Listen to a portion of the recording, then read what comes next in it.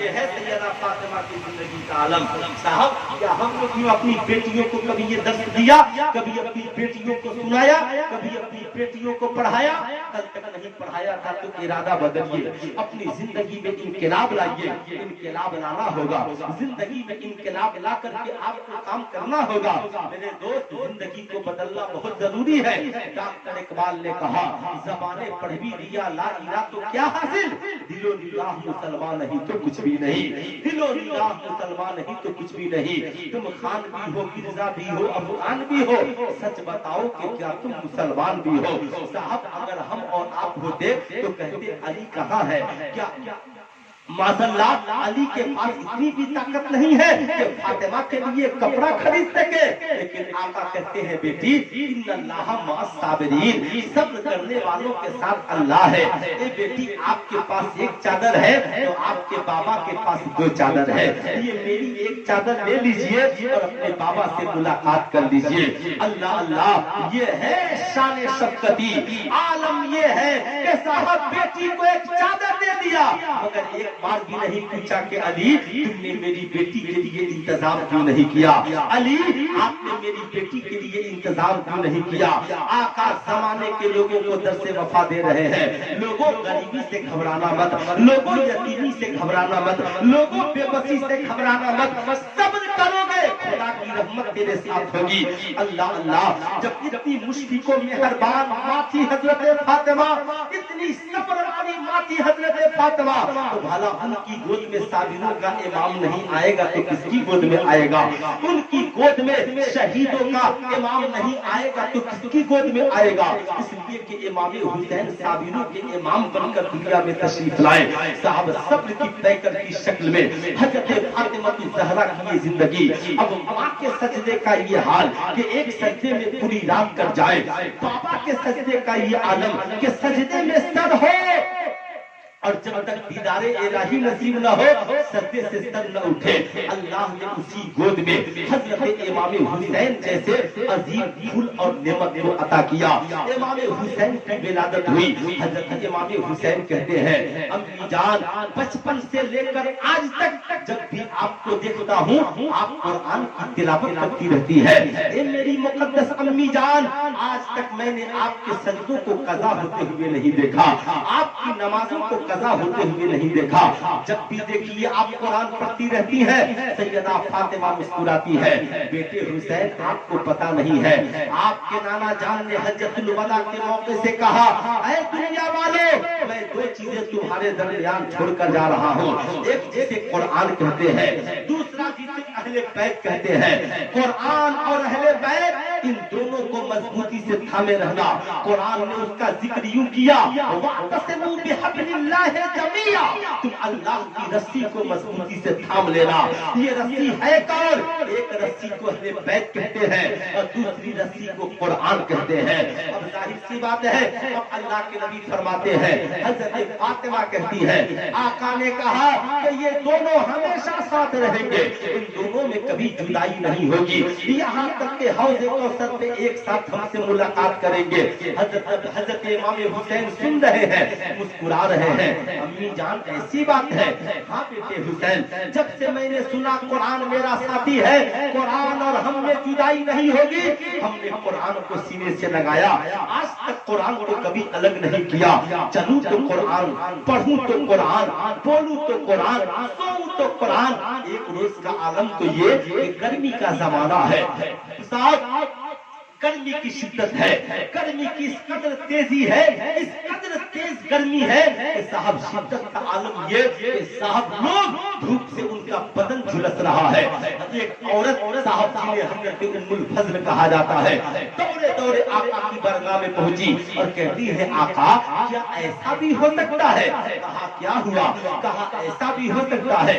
کہا بتاؤ تو کیا ہوا؟ کہا ایک کوئی سویا ہو اور چکی چل رہی ہو اور قرآن کی تلاوت کر رہی ہو. آقا سمجھ گئے یہ کوئی اور نہیں, یہ میری بیٹی فاطمہ ہے, فاطمہ ہے. آقا کہتے ہیں چچی جان آپ کو معلوم نہیں, دیکھ رہی ہے گرمی کتنی ہے؟ آقا گرمی تو ہے, آج میری بیٹی فاطمہ نے روزہ رکھ لیا، خدا کی محبت میں روزہ رکھ لیا، اس لیے آج جب وہ روزے سے تھی اور بیٹھ کر چکی بھی چلا رہی تھی، قرآن کی تلاوت بھی کر رہی تھی، اللہ نے نیند کو غالب کر دیا اور فاطمہ کو سلا دیا۔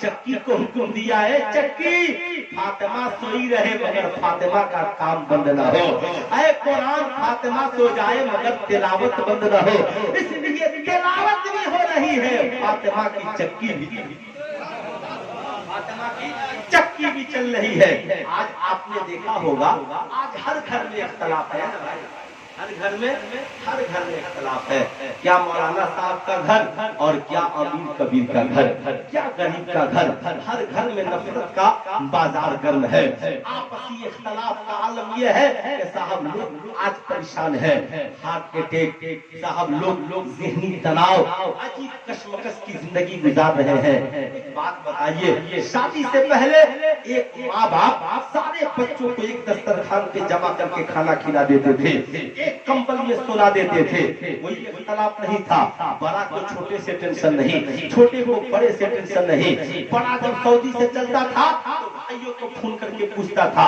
2 سال ہو گئے میں گھر آنے والا ہوں، بتاؤ تجھے کیا چاہیے، اب جو بھی بھائی بولتا محبت سے بڑا بھائی لے کر آتا، یہ بھائی کے لیے ہے، یہ بہن کے لیے ہے۔ اب یہ سسٹم دھیرے دھیرے جو ہے کہ ختم ہو رہا ہے، اس میں کمی آتی جا رہی ہے، محبت میں دراریں پڑتی جا رہی ہے۔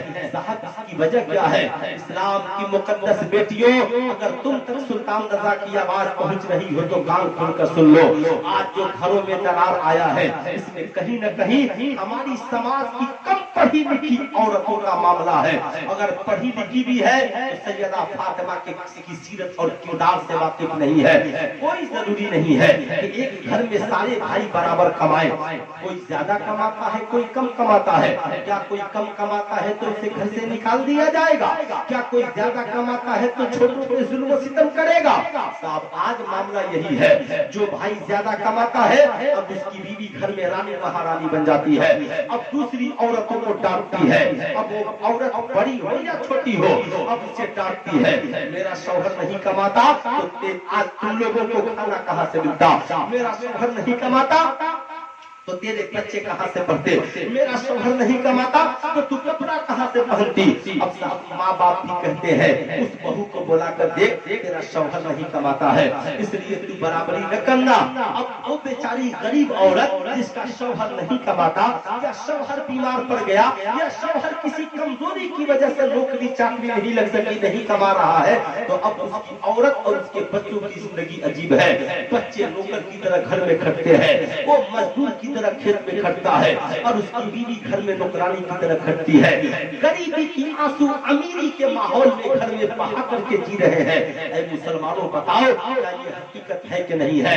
ایسا نہیں کہ اس کی سزائیں اسے نہیں ملتی، جو عورت پلنگ توڑتی ہے بہت آرام کرتی ہے، 10 سال بعد ڈاکٹر کہتا ہے 2 کلومیٹر پیدل چلنا، صبح کو اٹھ کر کے دوڑنا، گھر کا کام کرنا، نہیں تو تیری صحت خراب ہو جائے گی۔ کل کام نہیں کرتی تھی اس لیے کہ ہم امیر ہیں، اب اس لیے کام کرتی ہے، نہیں کروں گی تو بیمار پڑ جاؤں گی، نہیں دوڑوں گی تو بیمار پڑ جاؤں گی۔ اس لیے اسلام کی مقدس شہزادیوں ذرا غور سے سننا، اسلام کا بڑا غریبی کا زمانہ تھا، آقا کی بارگاہ میں کچھ باندیاں آئی، سیدہ فاطمہ نے عرض کی ابا حضور اگر مجھے ایک باندی مل جاتی تو ابا حضور میرا کام چل جاتا۔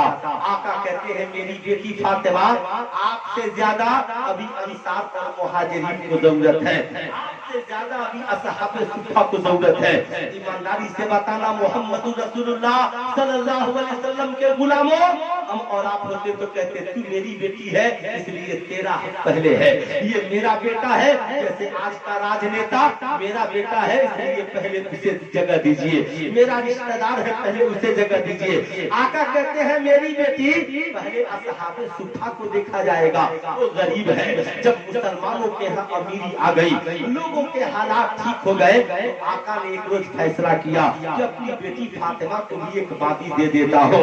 حضرت फिजा बहुत नेक वादी थी। आका ने कहा, ए मेरी बेटी फातिमा, ये फिजा है, इसे आप अपने घर लेकर के जाओ, लेकिन मेरी बेटी याद रखना, आप फिजा को नौकरानी बनाकर नहीं, बल्कि फिजा को बहन बना करके रखना।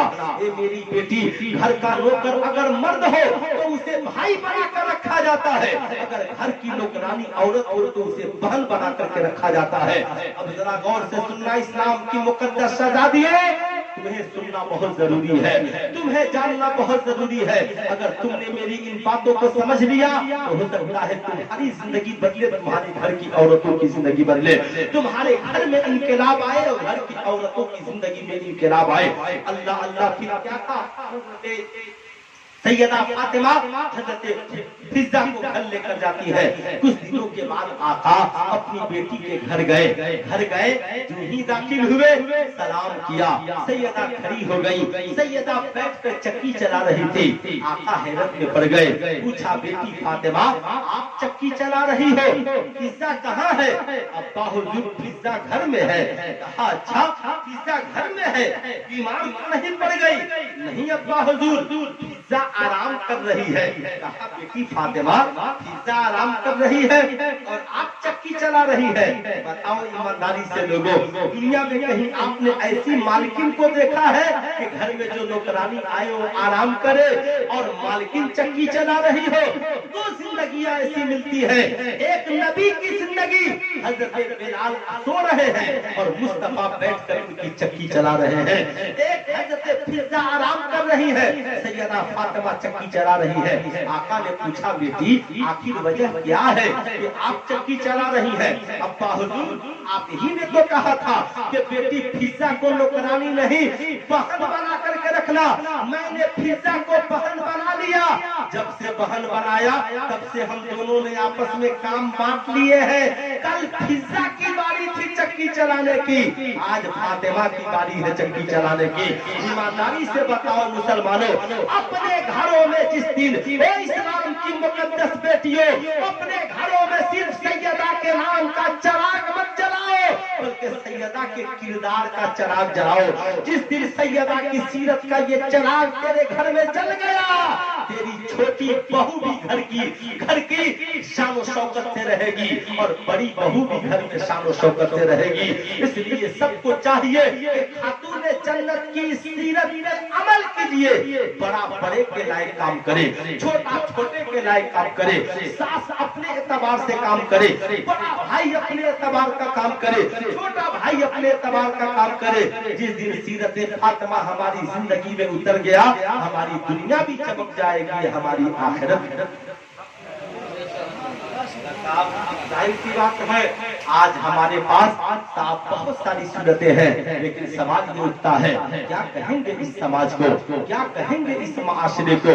आज हम जिस माशरे में जीवित हैं, जी रहे हैं, जहाँ पे हम जी रहे हैं, आज जरूरत है अपनी बेटियों को सीरत फातिमा सिखलाने की। आज जरूरत है अपने बच्चों को किरदार मुस्तफा पढ़ाने की। सारी दुनिया की किताबें एक तरफ और तन्हा मर्दों में मुस्तफा जाने रहमत की सीरत एक तरफ, सारी दुनिया की सीरत की किताबें एक तरफ और तन्हा खातून जन्नत की सीरत वाली किताब एक तरफ। इसलिए आप अपनी बेटियों को सीरत फातिमा जरूर पढ़ाइए। हजरत इमाम हुसैन ने कहा, अम्मी जान, यही वजह है आप हर लम्हा कुरान पढ़ती है। कहा, हाँ बेटा, मैं तो इसी वजह से कुरान पढ़ती हूँ। तो अम्मी जान, हुसैन को क्या करना होगा? कहा, ए मेरे बेटे हुसैन, आप भी कुरान से दोस्ती कर लीजिए, आप भी कुरान से दोस्ती कर लीजिए। अम्मी जान, कुरान से दोस्ती कर लो? हाँ बेटा हुसैन, कुरान से दोस्ती कर लो। ए बेटा हुसैन, कुरान से मोहब्बत करो, मोहब्बत, कुरान से प्यार करो, प्यार। माँ ने बेटे को कुरान का वफादार बनाया, नतीजा क्या निकला? जमाने की नजरों ने देखा, दुनिया की निगाहों ने देखा, दुनिया की नजरों ने देखा। साहब इमाम हुसैन जब कुरान अजीम की तिलावत, जब इमाम हुसैन की बारी आई तो जमाने की निगाहों ने देखा। साहब जब तक मदीने में रहे, कुरान की तिलावत तो होती ही रही, लेकिन वक्त आया जब कुरान की अजमत की बारी आई, कुरान के पैगाम को बचाने की बारी आई, कुरान के अहकाम को बचाने की बारी आई, कुरानी अहकाम और कवानीन को बचाने की बारी आई। तो साहब अब मामला क्या था? उनकी जिंदगी में एक ही बात थी। साहब लोगों ने कहा, दो किस्म के लोग उस वक्त मदीने में मौजूद थे। एक वह लोग मौजूद थे जो कहते थे, हुसैन आपके नाना पे कुरान उतरा है, इसलिए आप जाइए, जैसे आज लोग कहते हैं। मौलाना साहब देखिए, दीन की बात है, आप समझ सेक्रेटरी साहब आप समझ लीजिएगा, इमाम साहब का आप समझ लीजिएगा, देखिए ये दीन की बात है, आप लोग समझ लीजिएगा। उस वक्त भी इस किस्म के लोग थे, कहते थे मौलाना, कहते थे हुसैन आपके नाना पे कुरान उतरा है, आप समझिए, आपके नाना ने दीन को फैलाया है, आप समझिए, आपके बाबा मजहब इस्लाम के लिए मैदान में जंग लड़े हैं, आप समझिए। लेकिन कुछ लोग वो थे जो कहते थे, हुसैन करबला मत जाइए, हुसैन जाइएगा तो औलादें शहीद हो जाएंगी, औलादें कत्ल हो जाएंगी, हुसैन मदीने में आराम से रहिए। मदीने में किस चीज की कमी थी?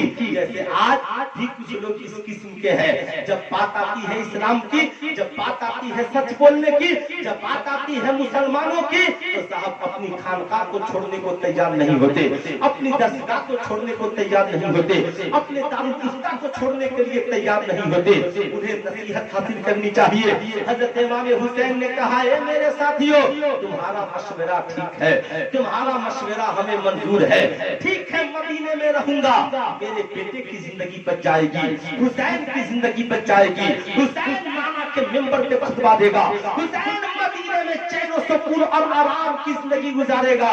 मगर मदीने वालों, जब मेरे नाना के लाए हुए दीन और कवानीन को यजीद बदल देगा, तो हुसैन मदीने में जिंदा रह करके क्या करेगा? उस जिंदगी से बेहतर है हुसैन करबला में यजीदियों का मुकाबला करेगा, शहादत का जाम पिएगा। ये जिंदगी भी खुदा की अमानत है और ये औलादे भी खुदा की अमानत है। आज साहब उन नाम ने हाथ पीरों को सोचना चाहिए जो कहते हैं हम खानकाह छोड़ करके क्यों निकलेंगे। साहब दुनिया में हुसैन की खानकाह से बड़ी किसी की खानकाह नहीं है। खानकाह की इब्तिदा ही मौला अली के घराने से हुई है। वलायत के इमाम का नाम हजरत मौला अली है। जाहिर सी बात है साहब उनके बेटे का नाम हजरत इमाम हुसैन है। साहब दुनिया की सबसे बड़ी खानकाह के साहब सज्जादा नशीं हजरत इमाम हुसैन है। आका के उलूम के वारिस हजरत इमाम हुसैन है।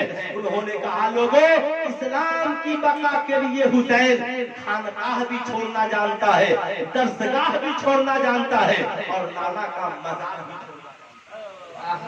जमाने को जब से वफा दिया। कहा लोगों याद रखना, इमाम हुसैन भी चाहते तो बहुत आराम से मदीने में रहते, बहुत आराम से मदीने में खाना खाते, जिंदगी बहुत आराम से गुजरती। इमाम हुसैन ने ऐसा नहीं किया। इसलिए मुसलमानों याद रखना, वक्त रहते अगर जुल्म को नहीं कुचला गया अंजाम वही होगा। इमाम हुसैन ने कहा, लोगों इस्लाम बचाने के लिए 1 लाख लश्कर की जरूरत नहीं है, बल्कि एक हुसैन खानदान की जरूरत है। इमाम हुसैन का ये मुख्तसर सा काफिला जब मदीने से निकला है, खानदान की शक्ल में निकला है, कुंबा वालों की शक्ल में निकला है, लोगों की आंखें नम है। इमाम हुसैन मदीना छोड़ रहे हैं, लेकिन उनकी मुकद्दस बेटी हजरत सुगरा अर्ज करती है, बाबा जान मुझे करबला आप लेकर के नहीं जा रहे हैं, इसलिए ना कि बेटी बीमार है, मैं करबला में आपके काम नहीं आऊंगी। ए मेरे बाबा मुझे करबला लेकर चलिए, मैं आपके बड़े काम आऊंगी। ये बाबा जब आजान होगी ना तो मैं आपके वजू के लिए पानी ला दूंगी, फूफी जैनब के लिए मुसल्ला बिछा दूंगी, शहरबानों के लिए जानेमाज, अम्मी जान के लिए कुरान ला दूंगी, नन्ही सकीना को बैठाकर कुरान पढ़ाऊंगी, अली अस्कर का झूला झूलाऊंगी। सुल्तान रज़ा आज इस्लाम की मुकद्दस बेटियों से पूछना चाहता है, बता तेरे माँ बाप ने इतने लाडो प्यार से पाला, तूने मैट्रिक इंटर और बीए कर लिया, लेकिन क्या तूने भी कभी आजान होने के बाद बाप को वजू के लिए पानी दिया है? क्या तूने भी कभी अपनी माँ की नमाज के लिए मुसल्ला बिछाया है? क्या तूने भी कभी कभी हजरत सोगरा की तरफ बैठकर अपने छोटे भाई बहनों को कुरान की तालीमात दी है। और इस्लाम की मुकद्दस बेटियों, घरों में सिर्फ व्हाट्सएप चलाना और फेसबुक चलाना ये जिंदगी की बका के लिए नहीं है। जिंदगी की बका चाहती हो तो सबको तुम भी हजरत सोगरा की तरफ उठो, अपने बाप को मस्जिद नमाज पढ़ने के लिए भेजो, भाइयों को मस्जिदों में भेजो, घर की औरतों को नमाज पढ़ने की तरकीब करो। घर में बता दो बच्चों, चाय बाद में बनेगी, पहले हमारे घरों में कुरान की तिलावत होगी, हमारे घरों में नमाज की अदायगी होगी। जाहिर सी बात है ये सारी बातें हमारी बेटियों की जिंदगी में उसी वक्त आएंगी जब हम लोग यादें शोहदाए करबला कॉन्फ्रेंस में अच्छी तरह खिताब। उलमाए करम की भी जिम्मेदारी है, वो भी आए तो दयानतदारी से, ईमानदारी से। साहब हमारा काम है आप तक पैगाम पहुंचाना, आपका काम है सुनना, बच्चों को सुनाना।